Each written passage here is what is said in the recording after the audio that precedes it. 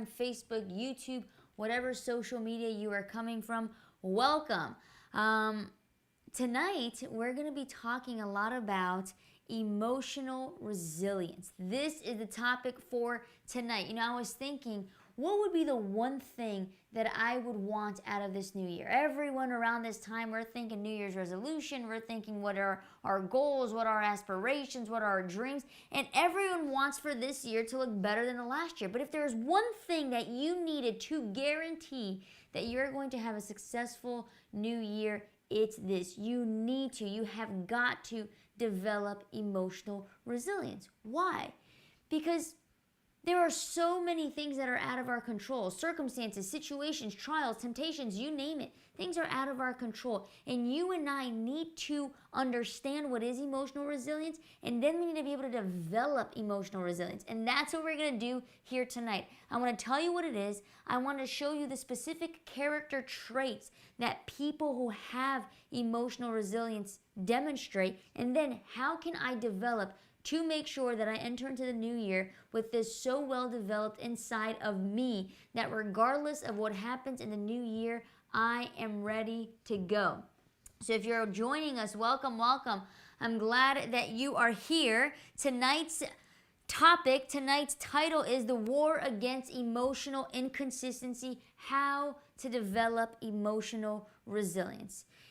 And now one of my clients who we've been sort of working at this and going back and forth, they have seen not only the necessity, but then what happens when it is developed and how it just completely changes the big areas in their lives. Interpersonal, personal, professional, all areas start to just take a shift when emotional resilience is developed, okay? So we're not going to waste any time. I want to make sure tonight is very applicable, is very to the point. We're not going to beat around the bush, and we're going to answer those 3 questions. So listen, as I was saying before, those who are coming in, welcome, welcome. Make sure you have your papers and your pens. I want you to take notes. I want you to know what emotional resilience is. I want you to know the traits and then how we are going to develop. So look, life, my life, your life, our lives are filled with highs and lows, triumphs and tragedies, and unpredictable circumstance after another.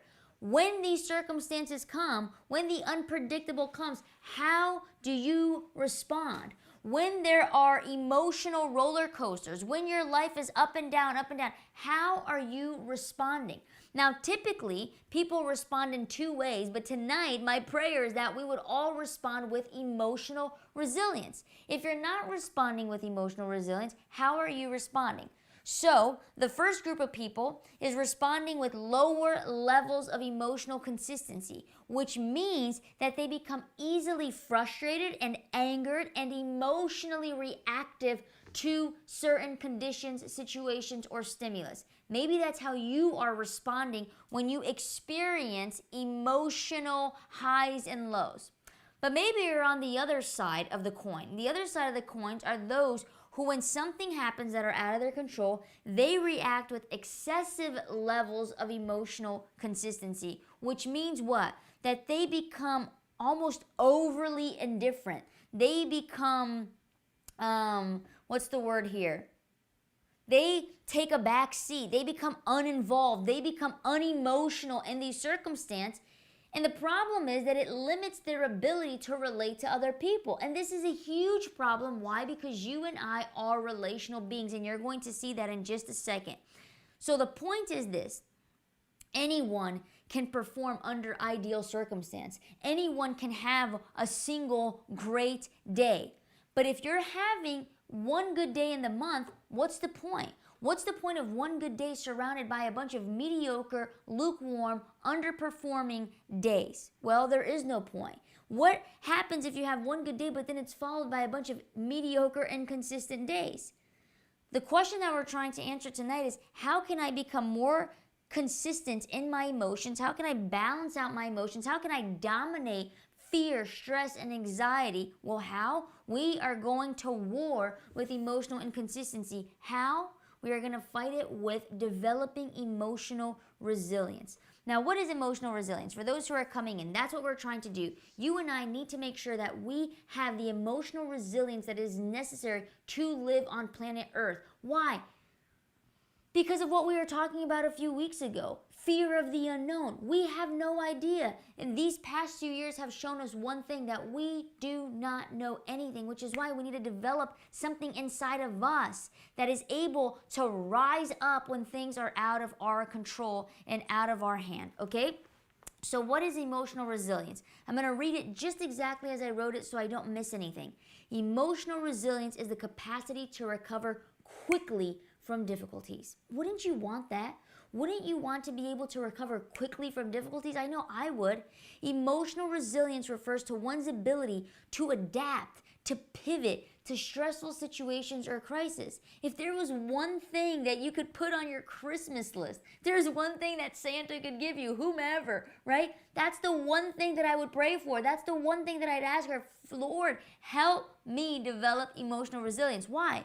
Because resilient people are able to roll with the punches. It's not that they're never knocked down. It's that when they are knocked down, they can quickly get back up. When adversity and trials comes to their lives, while yes, it is difficult, these difficulties aren't lasting. Why? Because they rebound, they pivot, they're flexible. Less resilient people have a harder time with the stressors and the changes of life, be it major or minor changes. What's one thing that I want you to develop in this new year, so that this one thing is going to help you accomplish all other things? This one thing is going to help you dominate the triangle of death: fear, stress, and anxiety. And it's going to help you balance the triangle of life, which is what? Quality relationships, successful health, and living out your God-given vision, purpose, and mission in life. So now here's the thing. How do I develop emotional resilience? And we're going to get to that in the end. I'm going to give you very specific things that you can already do, things that my clients are already doing. But the way in which we fight emotional inconsistencies is with good habits. Why? There's a study that showed the following. Studies showed that the natural human behavior response to stress, that's a fancy way of saying how humans respond to stress, is that they rely more on habitual behaviors, habits, okay? Humans will rely more on habits, be it good habits or bad habits, under stress than they do over cognitive behavior. So they are responding based on habits versus even reason and conscious. So let me give you an example. Let's say that when you are stressed out at work, you come home, you're stressed out, your boss was such a jerk, your coworker was talking bad about your behind your back, you just had an awful day.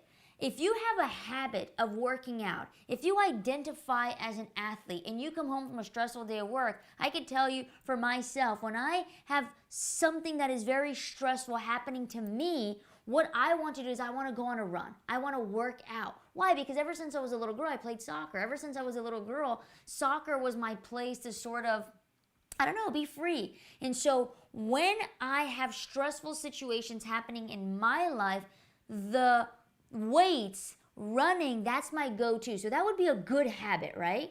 Well, maybe when you are stressed out or overwhelmed with work, what do you fall back onto? Maybe it's a bad habit. Maybe when you are upset, when you're stressed out, when you're feeling low, maybe the thing that you resort to is food. So you see what happens?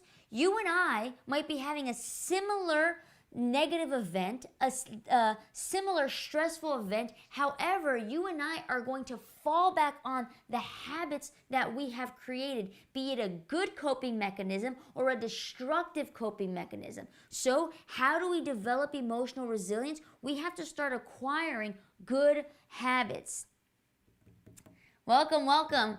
I guess people are connecting here and saying hello to each other. By all means, this is what we want to do here in our community. We're all here together for the same thing, right? That we would develop our characters in a way that would help us dominate the triangle of death and have victory in the triangle of life. Okay? Now, when I talk habits, I want, when you hear the word habits, to remember consistency in little things. Why? Because consistency in little things create reliable habits that become foundational the foundation that we need to form emotional resilience so that when we fall down, we can quickly rebound, we can get back up. Good habits, when we develop good habits, they are going to show up every single day regardless of how we feel, right? Regardless of how we feel, these good habits need to show up. And I'll give you an example. Every morning when you wake up, I don't know about you, but there are some mornings where you just don't feel like going to work. But you've created a habit where you hopefully go to work every single day. Well, because if you don't go to work, you are going to most likely get fired. So typically, you wake up and you might not, even if you're passionate, even if you love what you do, but there's some days where you're just not feeling it. But when you wake up, you don't say, well, I don't feel like going to work today, so I'm just not going to go to work. Even though you might not feel like going to work because you have already created the habit of going to work, what will happen? Your habitual behavior will take place over cognitive behavior, over feeling. Does that make sense? This is how we fight the war against emotional inconsistencies. We create a series of good habits that we can fall back on that become foundational in our lives. Okay? So I want to give you three scenarios three scenarios for you to imagine. And I want to demonstrate to you what low level of emotional inconsistency or consistency and excessive level of consistency looks like. So imagine that your child gets into a car crash. And the reason that they got into a car crash was because, of course, they were texting and they were driving, okay? Now, your child gets in a car crash, they're nervous, they're scared, they have some injuries, the car is more injured, and you're going to have to just pay a ton of money. Low-level emotional consistency would react with cursing, shouting, screaming, demeaning the child. Low level of emotional consistency. Remember, they're reactive. They are not proactive, they are being reactive. They're easily frustrated, easily angered. Now, same situation, what would someone who has an excessive level of emotional consistency respond? Well, they would possibly ignore. They would detach because they don't want to overreact. And what happens with those who are experiencing excessive level of emotional consistency is they tend to back away from people. But the problem with doing that is that now your child is going to feel scared and alone. They might even think that you are valuing more the car than you are them. Here's a second scenario. Imagine that your coworker just received the promotion that you were desperately working so hard to get, and you don't understand it because you've worked so much harder. You've submitted more. You've made the company more money. So why did that coworker get the promotion that you were supposed to get? Well, low-level emotional consistency would freak out. As soon as you heard the news, everyone is there in the conference room, you might slam your computer, close your computer, storm out of the office. Excessive level of emotional consistency, you might just keep it all inside. You might ignore the coworker, and it's not their fault. You might start to neglect any type of added sacrifice of the company and want nothing to do with your boss. What are you going to do? You're going to detach from people. Final scenario, the doctor calls you with bad news, horrible news. They found a tumor and you've only got a couple of months to live. Someone with low level of emotional consistency would begin to mistreat others all around them, blame everyone else, get angry at the nurses, get angry at the doctor. Someone with excessive level of emotional consistency would become an island, would detach, would become indifferent, and would become an island. And we know that all of these things, whether you're experiencing low-level emotional consistency or excessive level of emotional consistency, this is not where we want to be, because both of these fields, both of these camps have dire consequences, not only to your relationships, not only to your health, but also to your profession, to your vocation, to your purpose. We need to make sure that we are operating with emotional resilience. Why? Because when we do, then we can handle any type of stresses that come our way. And the reality is that daily we are going to experience stresses. Daily we are going to experience a circumstance that was out of our control. You and I need to become good at solving problems. Not because will we have problems? The question isn't if, the question is when you're going to have problems. You and I will have problems. And sometimes those problems will come daily. There seems to be months that it's like, man, I can't catch a break. So we need to be able to manage these crises. And those people who have emotional resilience and are able to manage minor problems build even more resilience to then manage big crises. Emotional resilience is a trait that you and I, are character traits that you and I can develop. So I'm going to give it to you now. Welcome, welcome those who are coming in. I'm going to give you now what are the traits, the specific traits of people who have emotional resilience. But before, let me explain 3 types of things. What influences emotional resilience? If emotional resilience is my ability, my capacity to recover quickly from difficult situations, it's my ability to overcome crises and stresses, it's my ability to roll with the punches. It's not that I don't have problems, it's that when I do have problems, I can face them with what? With a calm, collected, in a way that I can overcome my problems. Now, research shows that those who are able to deal with minor stresses, of course, will then have an easier time dealing with major stresses in life. That's why we need to develop emotional resilience, because we can't wait around to develop it when we have a major crisis. We need to be able to manage the small everyday crisis, because this and then empowers us to manage the bigger crisis. We need to become professional problem solvers. Now, what influences emotional resilience? There are 3 types of emotional resilience. Number 1, it's the inherent resilience. What is that? Honestly, it's, I believe, what God has sort of allowed us to be born with. It's this natural protective mechanism that we have that helps us to start to explore the world as a child. I mean, think about it. It's kind of scary being a baby, right? Because someone is always having to tend to you, but babies are kind of resilient, right? So we have this inherent resilience that you and I sort of come with, that yes, we need people to take care of us, but we have mechanisms of defense that help us along the way. Then, as you get older, you have something called adapted resilience. What's adapted resilience?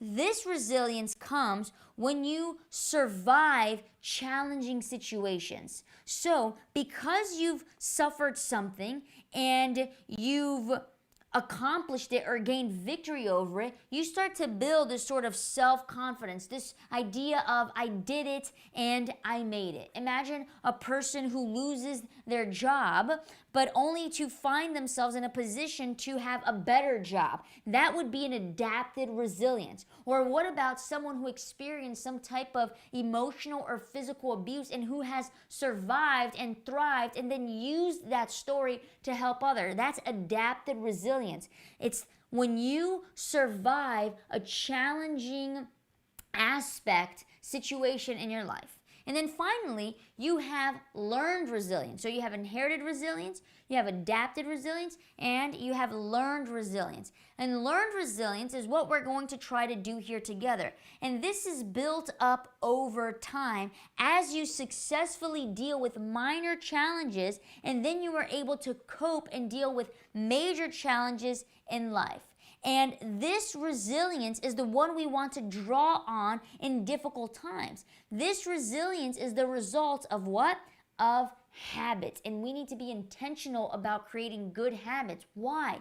Because under stressful situations and under stressful times, we are not going to make cognitive behavioral decisions. We are going to make habitual decisions, meaning we are going to fall back on our habits, okay? But the good news is this: resilience can be learned with effort and practice, okay? So here we go.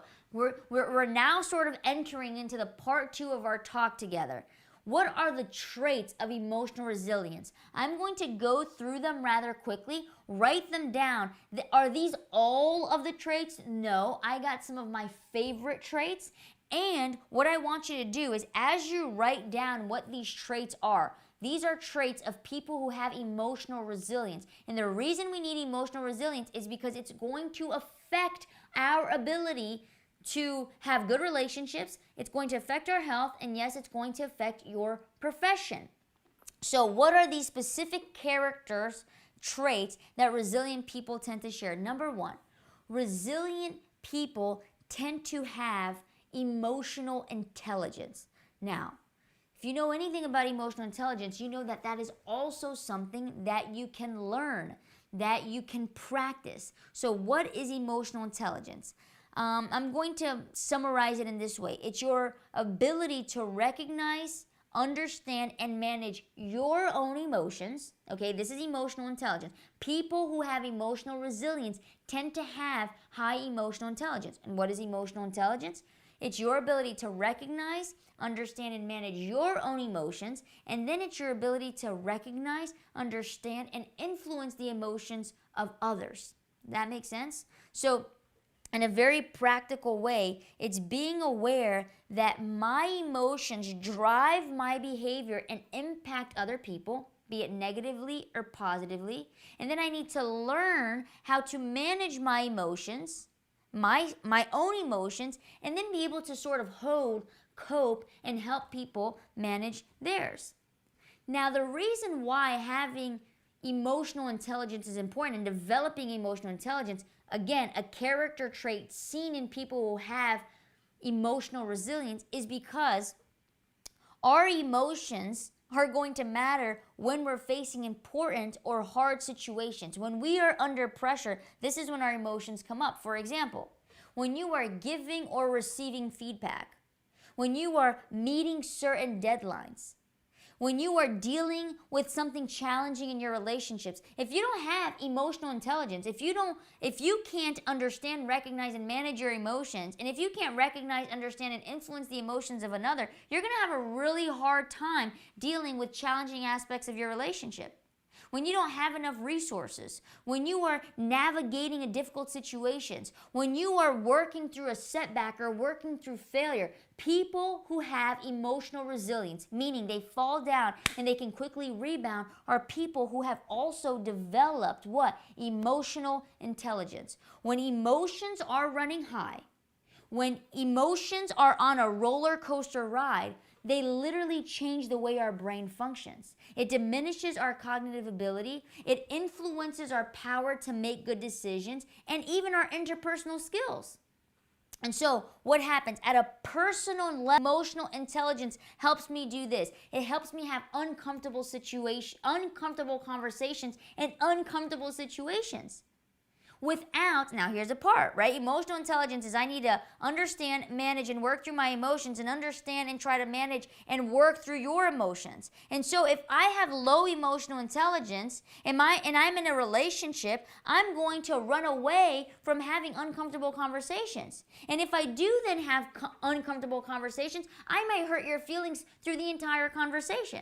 Kind of like the example I gave earlier, where the kid crashes the car because he's texting and driving. Those who have low level of emotional consistency, what will they do? Well, they would scream and shout and not be able to have a good conversation. And those who have excessive levels of emotional consistency, they're going to become indifferent and run away from the situation.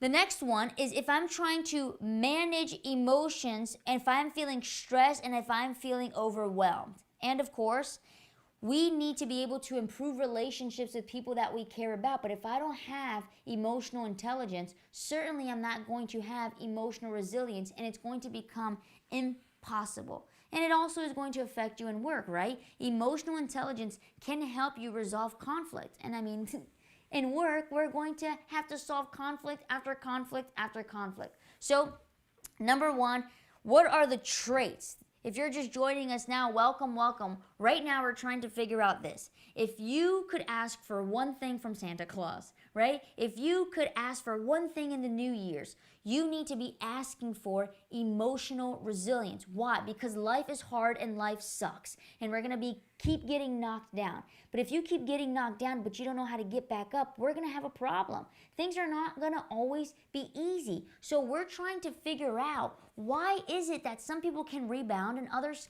can't?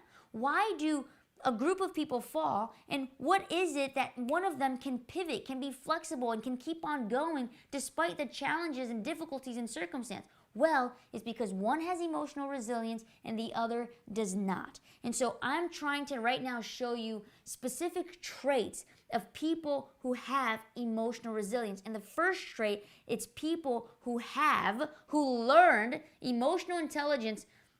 Women typically tend to have higher emotional intelligence than men. That being said, emotional intelligence, like emotional resilience, is something that you can learn, okay? It's something that you can learn. It's something that you could practice.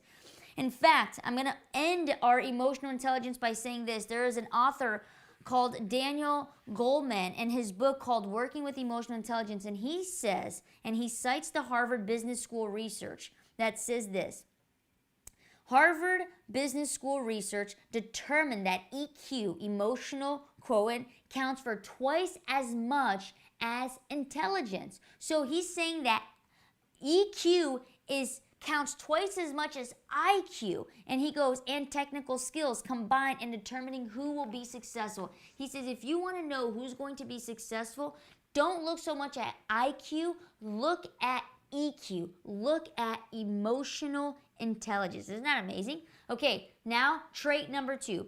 People who have emotional resilience is people who have perseverance. Now, resilience, if we are going to define just the word resilience, it's your ability to bounce back after adversity or disappointments, and to manage and adapt so that you can overcome stress and anxiety.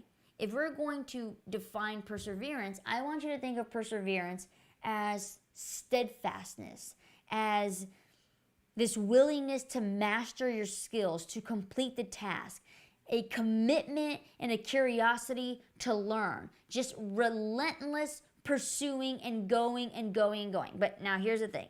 Sometimes we are trying to persevere at something where we should really just stop doing it. We need to know where to put our perseverance, because sometimes we're persevering, for example, in a relationship that needs to end, that doesn't need to be persevered in. Sometimes we're trying to persevere at a job that's going to take us nowhere.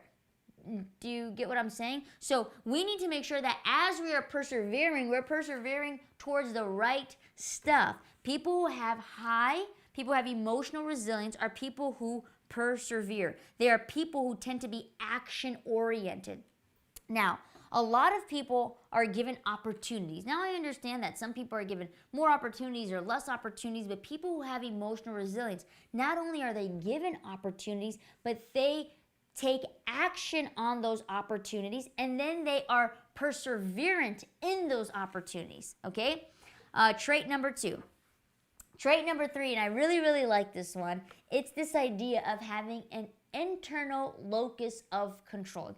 And it's just a fancy little word of saying this. You understand that you have a role to play in your life. So you have people who have internal locus of control, and you have people who have external locus of control.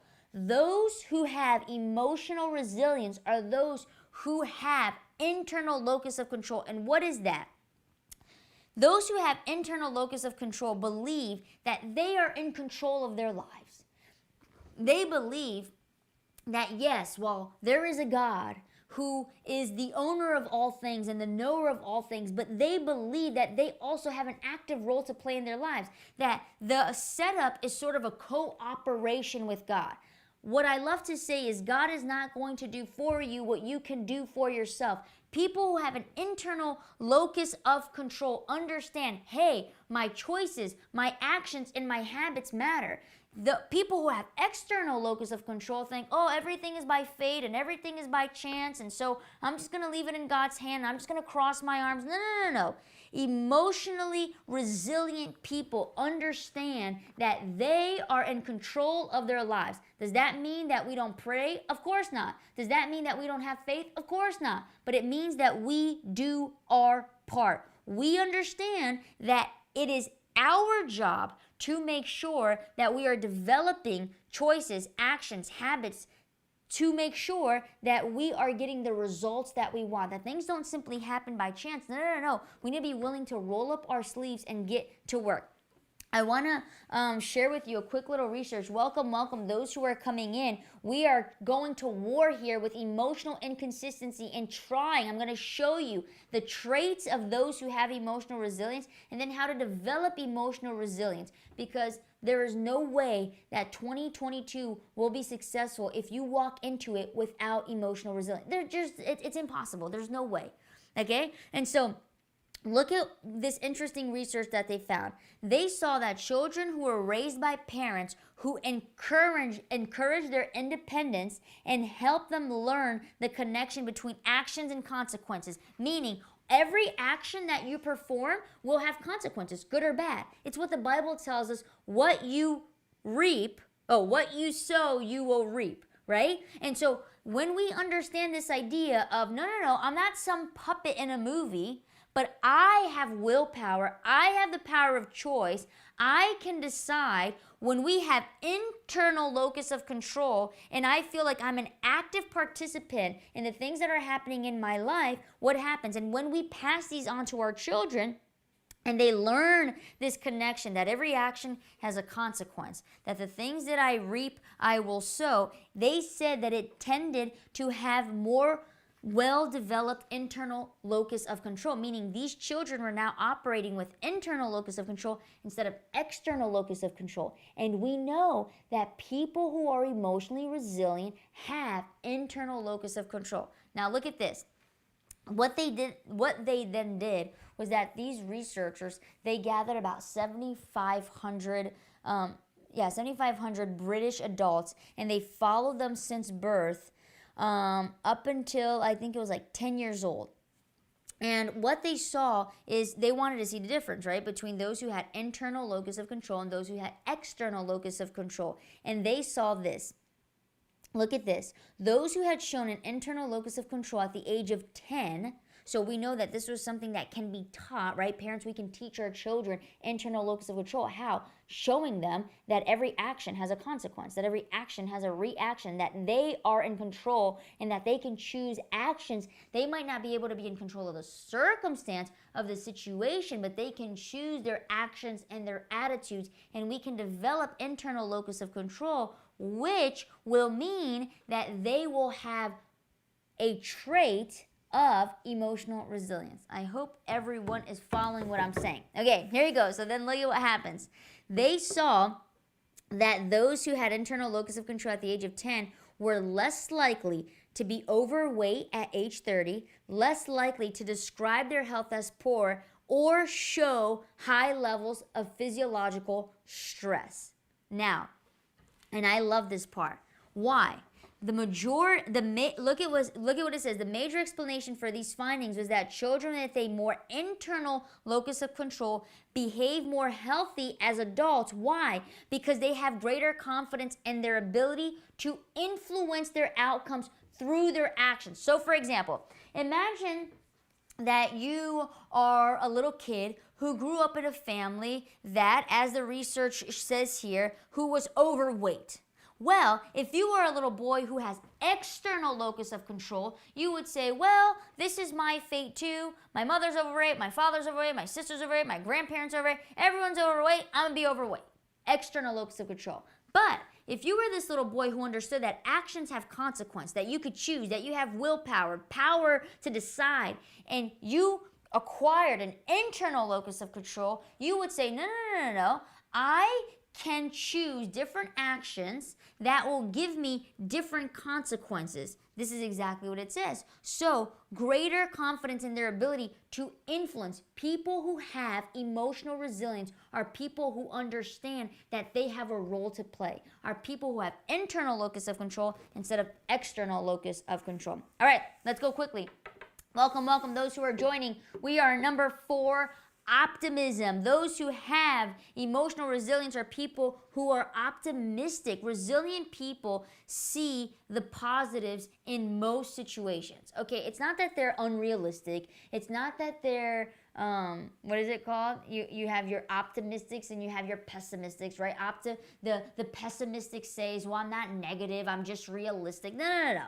Resilient people try to find and see the positive in most situations. They're suffering, they're sad, right? But look at the difference between happiness and joy. Happiness, so for example, if my father got into a car crash and got, horribly injured and had to go to the hospital, I wouldn't be happy, I would be sad. But joy is something internal. Joy is a gift of the Spirit that the Bible says. Joy is not dependent on situations or circumstance. It comes from here because of that guy upstairs, right? And so people who are resilient emotionally tend to be more optimistic. They tend to see the positive in most situations, and they believe in their strengths, and then they have faith in the strength of God. What happens? And this is a huge shift from seeing them as victim mentality to how can I overcome this situation? Now, those who have a more optimistic mindset, they're able to have more hope, they're able to have more confidence, and they choose to believe one of the verses that I really like in the Bible, which says this: "For I know the plans I have for you, declares the Lord, plans to prosper you and not harm you, and to give you a hope and a future." People who are resilient, who have emotional resilience, tend to have a trait, the character trait of optimism. So now if you're thinking, well, I don't really know if I'm a very optimistic person or a very pessimistic person, maybe you know by now. Maybe there are people in your life, ask your family and friends, am I optimistic or am I pessimistic? There's a website, it's called verywellmind.com. And it was talking about some questions that you can ask yourself to see. Because right now, what are you doing? Right now, you're writing all of these traits down because you and I are trying to develop emotional resiliency. Because without emotional resilience, we are not going to be able to overcome. We're not going to be able to go through stresses and hardships in life. We are going to get knocked down and stay down. But if we develop emotional resilience, we will fall down and we will get back up. Okay? So ask yourself this question: am I optimistic? Do you feel good? Do you feel that good things will happen in the future? Yes or no? Do you expect things to work out for the best? Do you feel like you will succeed in the face of challenges and hardships? Do you think that even good things can come from negative events? People who are optimistic try to find the good in most situations. Do you see challenges and obstacles as an opportunities for learning and for growth? Do you feel gratitude for the good things in life? Do you have a positive attitude about yourself and others? And look at this, internal locus of control. Do you accept responsibility from your mistakes and feel like there is something you can do, an action you could do that can result in positive consequences? All right, here we go. We're going to go now to number 5. People who have emotional resilience have the traits, have part of them, this idea of support. Now, you and I are relational beings.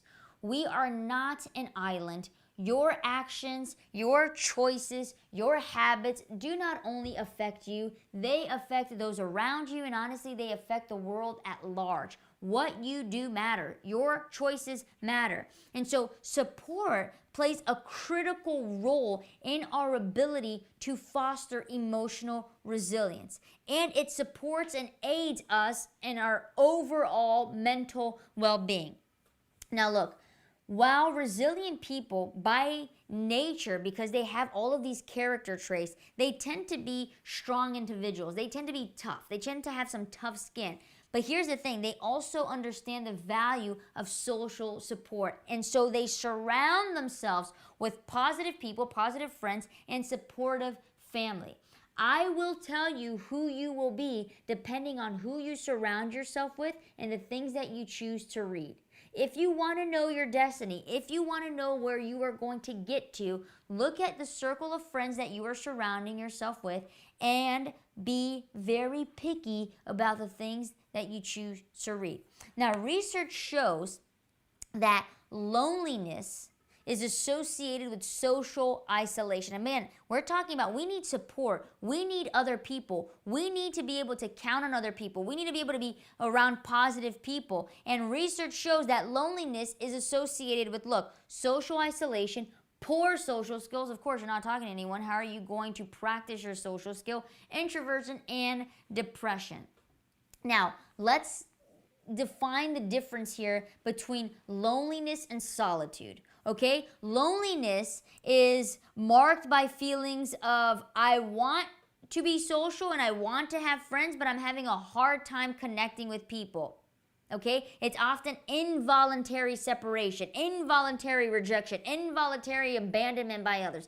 That's loneliness. Now, solitude could do us some good. Solitude is when you choose, now this is voluntary, the other one was involuntary, when you voluntarily choose to spend time with yourself, to connect with yourself. You're going to have positive social relationship, but sometimes it's good for us to be just with us. Sometimes it's good for us to just be alone thinking about our thinking. And so again, number 5, people who tend to have emotional resilience are people who have support, supportive family, and they have positive friends around them. You are not an island. You need people. And the best way to do that, well, find a community. Find a community. Get involved into community service. Get involved. Help people. I think I shared this story a couple of lives ago, but there was this woman that she was just very depressed, very upset. Her husband had died. She was feeling very lonely. Remember, involuntary. She was feeling very lonely. Her husband died. She didn't want him to die. And she called the psychiatrist and said, man, when will you be able to see me? The psychiatrist, he was so busy. He was, just pounded. He had clients after clients. He goes, oh my goodness, I'm so booked. I don't know that I'll be able to see you for another 3 months. And she goes, 3 months? I'm going to be dead in 3 months. And he goes, listen, what do you like to do? And she goes, I like to make bread. And he goes, well, you're going to make a bunch of bread and you are going to give bread to everyone you can see, your neighbors, your friends, the homeless, whoever you look and find on the street, give them bread. After the 3 months, the psychiatrist calls her and says, hey, I'm ready for your session. She goes, I don't need it anymore. Why didn't she need it anymore? Because she found community. She found support. She found purpose, community, people, family, friends. It gives us support. You need to find that. Number 6, we're going to go through 6, 7, and 8 really quickly because then I need to get to the end here. Number 6, people who have emotional resilience are people who have a sense of humor. Don't take life so seriously. Laugh a lot.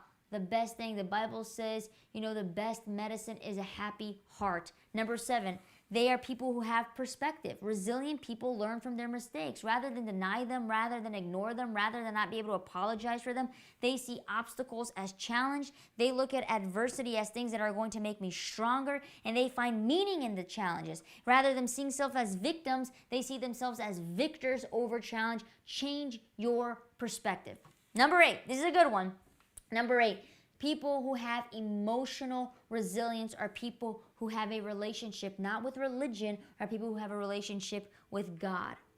And we can see this beautifully portrayed in the story of Joseph. We're not going to be able to go into all the details of the story of Joseph, but if you remember, he was the guy who his brothers sold him to slavery. Right? They wanted to kill him, and then they thought, man, we can't kill him, so let's just sell him into slavery. And so they did. Now, when his brothers come, years and years and years, Joseph, why? Because he had a relationship with God. His relationship with God made him so emotionally resilient. That boy went through hell and back. He fell so many times, but he got back up. And most of his falls wasn't even because of himself, it was because his brothers sold him. And then Potiphar's wife said that he wanted to sleep with her, which he did not. So so many situations out of his control, and yet he just rebounded. He got back up. So much so that he became, second in command of all of Egypt, the Bible tells us.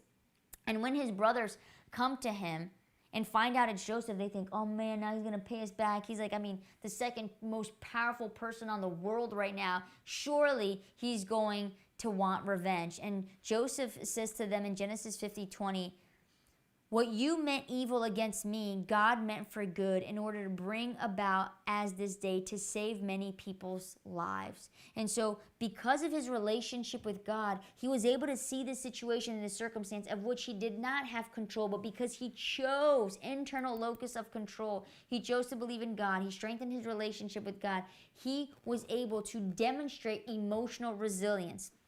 Genesis 49:23, talking about Joseph again, says this, look, the archers bitterly attacked him. This is talking about his brothers. His brothers, right, bitterly attacked him, shot at him, harassed him severely, yet his bow remained unmoved. His arms were made agile by the hands of the mighty one of Jacob, by the hands of God.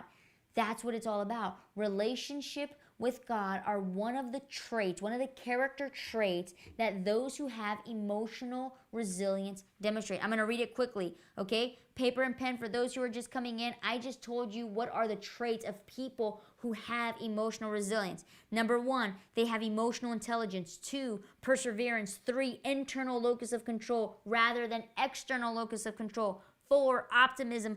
5, support. 6, a sense of humor. 7, perspective. And 8, they have a relationship with God. Now, real quick, in our last 10 minutes, this is all you're going to need to know. How do I develop emotional resilience? I'm going to give you 5 points.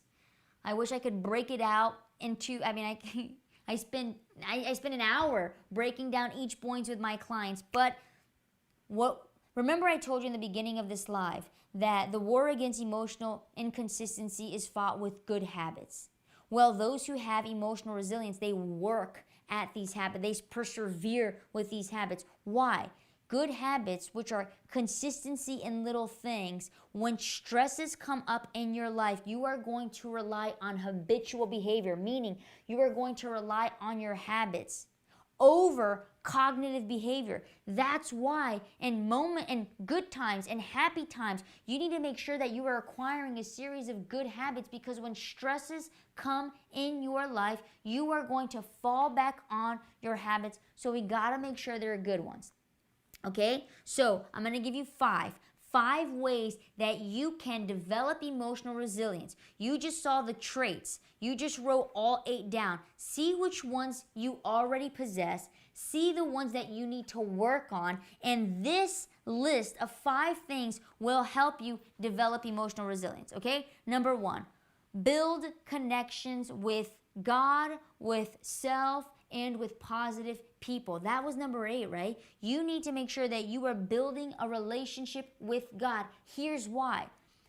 We are not in control of anything. I'm in control of my actions and my attitude. So when I say anything, I mean the circumstances and the situations and things that are happening around me. We had no control over this crazy pandemic. We had no control. We had control how we were going to react to it, how we are going to handle it and deal with it, but there are things that happen that were out of our control. That's why we build a relationship and a connection with God, because although I don't know all things, I know, believe, and trust the one who does know all things. But if I don't build a relationship with God, well, without a relationship, you don't trust God, so then it's not going to matter, right? And then I need to build a relationship with myself. What am I saying when you need to build a relationship with yourself? You need to develop emotional intelligence. You need to understand, and you need to know how to manage your emotions. And finally, we want to have relationship with other people. We are not islands. We are relational beings. We need people, and people need us. An African proverb that's a favorite of mine: if you want to go fast, go alone. If you want to go far, go together. Number 2, you need to manage your thoughts through acceptance and with gratitude. You need to start thinking about your thinking and start focusing on the things that you can control and ignoring the things that you cannot control. In fact, Joseph, I'll use his example since we just use it now. What Joseph did that started to create this emotional resilience inside of him was when he was sold into slavery. You know what happens when he was going from that caravan and he was leaving the familiarity of his home to become a slave in a foreign place, in a foreign language with foreign people? He accepted his lot. He wasn't happy. He's like, oh my God, this is so exciting. This is all I've ever wished and dreamed for. I'm going to be a slave. Of course not. He wasn't happy. but he had internal peace. He had internal joy, knowing that somehow God was going to turn this evil for good. And that's exactly what he says in the end of the story. Brothers, what you meant for evil, God turned it for good. So look, Joseph accepted his lot. And when he worked with his mind and he accepted his lot, he was even able to have gratitude for it. In the end, he was even saying, I praise God for what happened to me. Not that God wanted it, but God allowed it, and then God used it to not only save Joseph and his family, but to save the world, because it was going to be an all-out famine had it not been for Joseph's wise manage. So manage your thoughts and learn to accept your lot. And guess what? Through acceptance, you're even going to learn how to be grateful for the things that are tough right now in your lives. If you so allow for God to work it in you, the very challenges and difficulties and hardships in your life, you're going to look back at the darkest part of your ways with gratitude. Why? Because these are the very things that build emotional resilience. And so with your mind, I want to add one verse in Philippians 4:8. We need to make sure that we're taking care of our mind. And so you need to meditate on these things. Philippians 4:8 says this: whatever things are true, whatever things are noble, whatever things are just, whatever things are pure and lovely and of good rapport, if there is any virtue and if there is anything praiseworthy, meditate on these things. If I am asking you to manage your thoughts, you need to make sure that you are putting good things in your mind, good things in your heart. Why? Because thoughts become actions. Number 3. So number 1, build a connection with God, with yourself, and with positive people. Number 2, manage your thoughts through acceptance and gratitude. Number 3, take care of yourself. I mean, come on. I'm going to tell you right now, clients that I take on who sleep well, who eat well, and who work out, their treatment is fast. It's quick.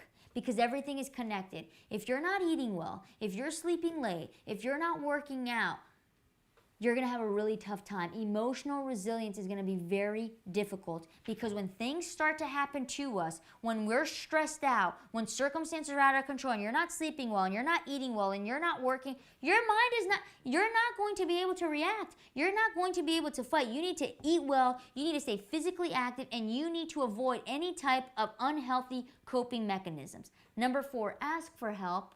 Stop being arrogant. We need help. We don't know all things. You need to be humble. You need to ask for help.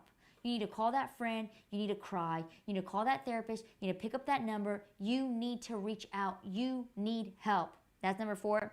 And number 5, this is a big one. Live with purpose. Find out what is your God-given purpose. In fact, studies have shown that doing good, that living for something bigger than yourself, increases the production of serotonin, which is a neurotransmitter in your brain that regulates your mood and regulates your body. Low levels of serotonin are found in people who are suffering depressions. High levels of serotonin are found in people who are emotionally resilient. So that's what I have for you. If you're just joining now, don't worry. Everything is going to be saved here on our Instagram, on Facebook, on YouTube, and all the social media platforms. It's a really good one. I'm telling you, if there was one thing that you could say, man, in this new year, what do I want? What is my goal for the new year? Your goal should be to develop emotional resilience, because if you don't have that, when life throws curveballs, and they're going to throw a few curveballs, you will not be able to withstand. But if you have emotional resilience, no matter what life throws at you, you will be able to pivot, you will be able to bounce, you'll be able to get back up and continue. So again, real quick, number 5, how do I develop it? Build a connection with God, self, and others. Manage your thoughts through acceptance and gratitude. 3, take care of yourself. Please take care of yourself. Your body needs to perform, so you need to take care of it. 4, ask for help. And 5, live with